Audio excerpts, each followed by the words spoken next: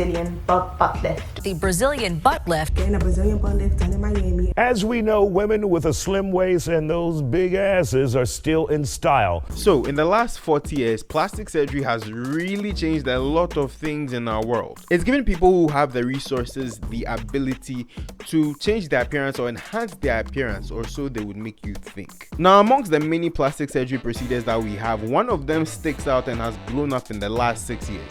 I'm talking about the Brazilian butt lift, or commonly known as the BBL. And it's gained so much momentum in this period of time, and so many people aspire to do that surgery because they have to look a certain way. But no one ever talks about the fact that 1 in 3,000 women die from this surgery. The fact that this is the most fatal and most dangerous plastic surgery procedure that exists. So today I want to talk to you about the BBL and quite possibly the ugly truth about it, which you may not have realized until now. Come with me.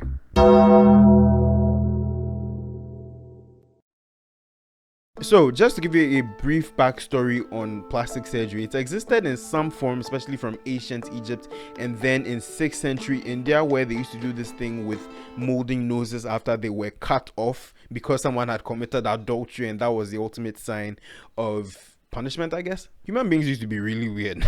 But the modern day BBL has its early roots from 1960. And it started with this plastic surgeon, Ivo Pitanguy, or Pitanguy. I'm not sure, I will ask Google, I mean no disrespect. In 1960, this man opened the world's first plastic surgery training center in Brazil. And it was here that he devised the earliest technique of the BBL. Now, granted, he didn't get it perfectly the first time. What he came up with was a way to remove excess skin and tissue from a person's buttock, creating some sort of augmentation. But the only problem he had was he didn't know how to increase the volume of a person's bottom when he did that. It would take about 13 years before they found a way to include gluteal implants as part of the process, which kind of bypassed all of the problems they were facing. The liposuction element, however, that we know exists with current day BBLs actually started to gain some popularity in the 1980s. So now that we've gotten through the history lesson of how the BBL was born, now let's talk about the process itself. Now, there's two different sets of people that are eligible for this type of surgery, or two sets of candidates if we are being technical. The first of whom are people who have excess fat on them that can be transferred and used for the process. And the second set of people are those who can be termed as skinny. I don't like using the term skinny, I think it's a little disrespectful, but they just don't have that extra capacity or extra fat that the first set of people have. Now, for the second set of people, the BBL may not be the best option because of some things that happen after the surgery, and I'll explain that. But basically, this is where you can make use of fillers and implants and this thing called sculpture, which is like I think it's a biopolymer or something of the sort, but that will supposedly have the same effect. But for our first set of people, if they do qualify for the surgery, what then happens is they have a certain amount of fat extracted from a place of preference on their body. So it could be their stomach, their flanks, or their love handles, their lower back, or their abdomen, and then relocated effectively by injection to the buttock area. It becomes buttock augmentation effectively, and by this, the patient is then able to attain the desired shape of bum that they want. But this is where things start to get tricky. Now, because the fat cells have been extracted from one region to another, there is the possibility of what is called fat necrosis, which is the fat cells dying off. Now, an amount of fat cells will die anyway because these new fat cells have to reattach themselves in this completely different region. But it can go terribly wrong. If you've seen pictures on social media of what looks like a hole being dug into a person's bum with a black outline, that's actually what necrosis can do. Not to even mention the fact that a lot of these people actually leak down there when the surgery is done. So this level of necrosis that occurs is also one of the reasons why it's not advisable for smaller people to go in for the BBL and rather go for the implant or sculpture option. Also, this is not a cheap surgery. Now, a lot of it also depends on where you get it, and if you're in the US or the UK, it is said that if you do it abroad, the cost is actually cheaper. You can go to places like Mexico, Thailand, and and most notably Turkey. And the cost for the surgery is usually between $3,500 to about $10,000, and that doesn't even include the aftercare costs. So here's a couple of things to note about the fat. Now, you can't just go for anybody's fat, else your body will reject it. And the other thing is it has to be injected into the subcutaneous layer of the gluteal region. Now, what happens when you go a little deeper? Necrosis, but also you run the risk of what is known as a fat embolism. The fat embolism will occur when an amount of fat will enter the bloodstream, and that will slow down the flow of blood and effectively cause a heart attack, which definitely will kill you. Your major arteries are just around the butt, so just it's scary enough. The aftercare is where you really see how much of a toll it takes and how much of a price these women have to pay. Now, it's a surgical procedure, so there is going to be pain, there is going to be scarring, but aside that, these women cannot sleep on their backs for a number of weeks. They can't sit properly. Most often than not, they have to kneel wherever they go. They have to purchase this special BBL pillow, which, you know, I mean, I have myself asking why you can't use a normal pillow, but I understand. I'm not going to knock it. And then there's a wheelchair thing, which we most notably saw recently with Scissor. I fell out the bed. It sounds foolish. I'm clumsy. Stop it. Get some help. So what happens when you don't have $3,000 to $10,000 lying around? Well, let me introduce you to the world of illegal butt shots. Remember at the start of the video, I mentioned the mortality rates being 1 in 3,000 women dying from BBLs.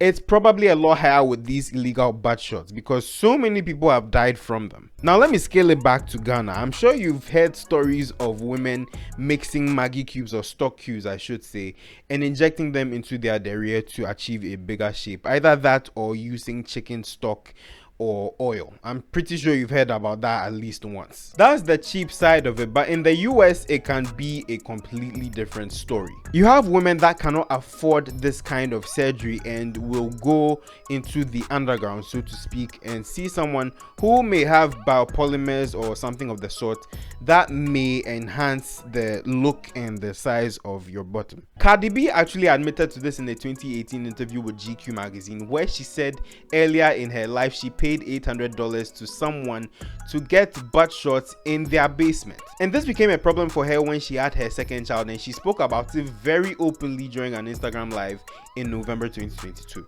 That if you young, if you 19, if you 20, if you 21, and sometimes you too skinny, and you be like, oh my God, I don't got enough fat to put on my and everything, so you resort to shots, bitch, don't fucking do it. Like, I am super against shots. I'm super against biopolymers. And at least the saving grace here is she was able to get them removed. But what happens if it's a little too late? Veja bem, eu me considero inocente. O senhor me perguntou as palavras culpado ou inocente, né?